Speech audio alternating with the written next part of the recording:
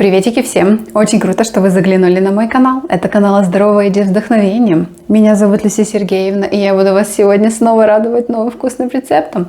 Тем более сегодня буду вас еще и вдохновлять. Смотрите дальше. Будет вкусненько, как всегда. Сегодня с вами будем готовить британские сконы. Это очень популярная выпечка на Туманном Альбионе. Этот рецепт сконов я нашла случайно на страничке в инстаграме британской королевской семьи. Шеф-повар любезно поделился рецептом этих волшебных булочек. Сконы очень популярны в Великобритании. Их любят от мала до велика и готовы кушать с утра до вечера. Неудивительно, что британская королевская семья тоже их очень любит и угощает всех своих гостей во время garden party, который проходит каждое лето в саду в одном из дворцов королевской семьи. Гости наслаждаются булочками, обильно мажут на них маслица и джем и с удовольствием запивают это все чайком. Поэтому сегодня я хочу вас вдохновить, научиться готовить этот рецепт, ну и также почувствовать себя немного королевской особой. Почему бы и нет? Собственно, вот это оригинальный рецепт. Вот здесь. Но я была бы не я, если бы я этот рецепт не доработала под свой вкус. Итак, вот это мой рецепт. Я поменяла всего 2 ингредиента и для себя открыла новый, третий. Первый ингредиент, который я поменяла, это пшеничная мука на овсяную. Для меня так выглядит данный рецепт более здоровее и комфортнее. Ну и, собственно, сахар поменяла на сахарозаменитель. Третий ингредиент, который для меня был новым открытием, это buttermilk, так называемая пахта. Вы знаете, достаточно интересный продукт, и действительно выпечка из него получается мега вкусная и более нежная. Поэтому я вам даже покажу, как сделать пахту дома, потому что где-то мне что-то подсказывает, что вряд ли вы найдете на полках магазинов, либо вам нужен какой-то свой собственный фермер, который вам эту пахту доставит, что в принципе мега классно, если у вас такой есть. Ну что, рассказываю дальше рецепт. Делаем подготовительную работу. И в самом начале я рекомендую сделать 2 вещи. Во-первых, нам необходимо замочить изюм и подготовить пахту. Здесь у меня примерно 100 граммов изюма, и, собственно, необходимо просто налить кипяток.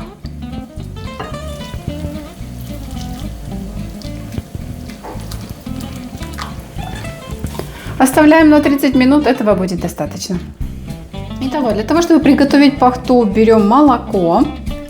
У меня теплое молоко, примерно 200 мл здесь. И, собственно, в эту емкость вливаем 1 столовую ложку лимонного сока.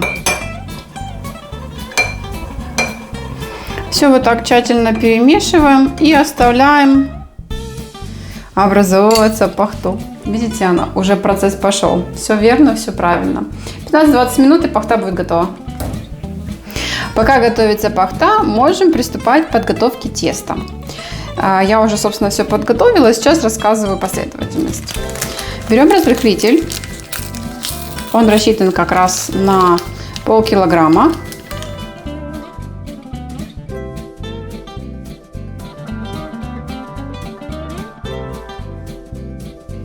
«100 граммов сахарозаменителя».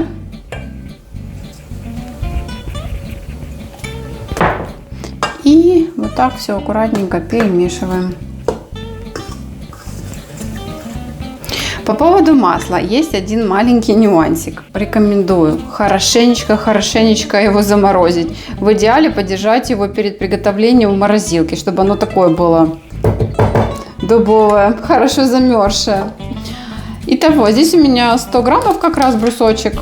И мы его сюда будем не просто вводить, а натирать на вот такую терочку.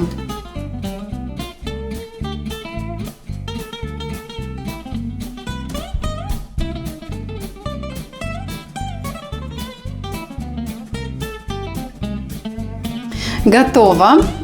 Масло натерто. Смотрите, какое оно красивое. Такими кружочками получилось. Теперь нам это необходимо руками все тщательно втереть в муку. Сейчас показываю. То есть, по сути, вы берете и вот так вот соединяете муку с маслом. Так, тестом разобрались. Теперь в тесто необходимо ввести пахту и яйца. Яйца уже вбиты, сейчас сюда же ввожу пахту. Но один момент.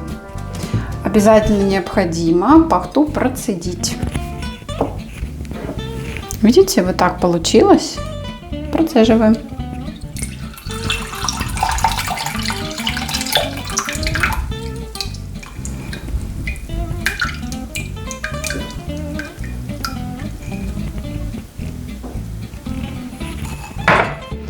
И все перемешиваем. И все вводим тщательно тесто. Наше тесто. И вводим жидкость сюда.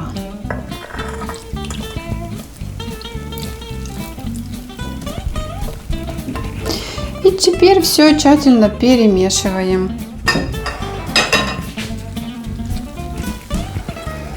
Видите, тесто уже приобретает правильную консистенцию. В этот момент можно добавить наши родзинки, наш изюм.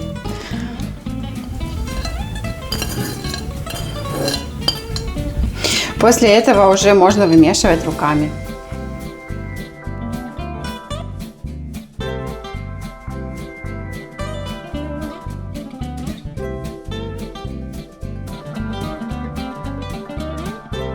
Немного обсыпьте мукой, чтобы его было удобно сформировать.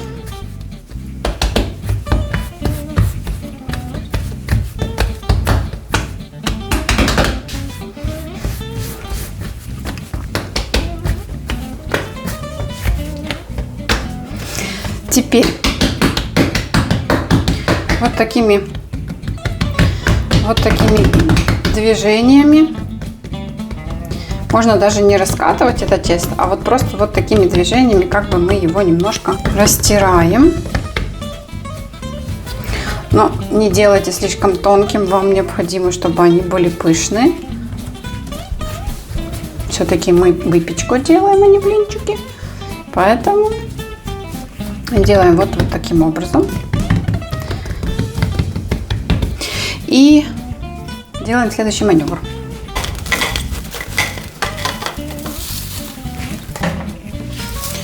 Накрываем немного теста пленкой пищевой и даем ему полчасика полежать, подойти, так сказать.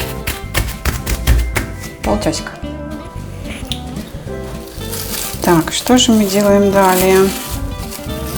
А, собственно, можем уже готовить сами сконы.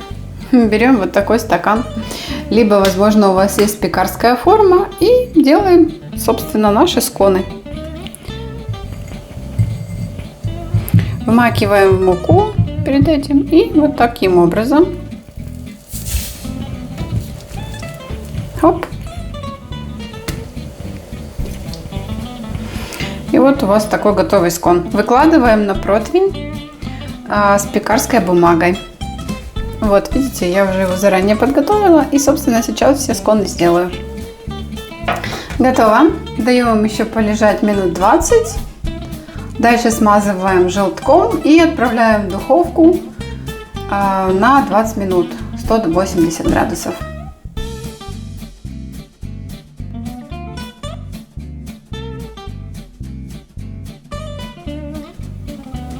Сконы готовы, с пылу с жару, еще горяченькие.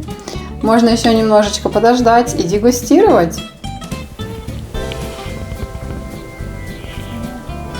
Скон сверху и снизу он будет такой тверденький, а внутри будет мягенький.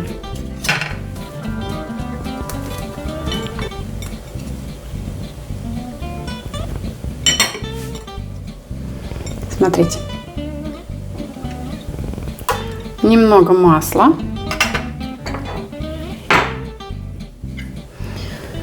Вашего любимого джема. Ну, можно, собственно, и побольше. Приятного аппетита! Вот такие вкусные, аппетитные, ароматные получаются сконы. Угощайте своих любимых и близких, устраивайте садовые вечеринки. Но почему бы и нет? Почему бы не почувствовать себя немножечко королевской особой? Приятного аппетита вам! Ну а мы с вами встретимся в следующем видео. Всем пока-пока.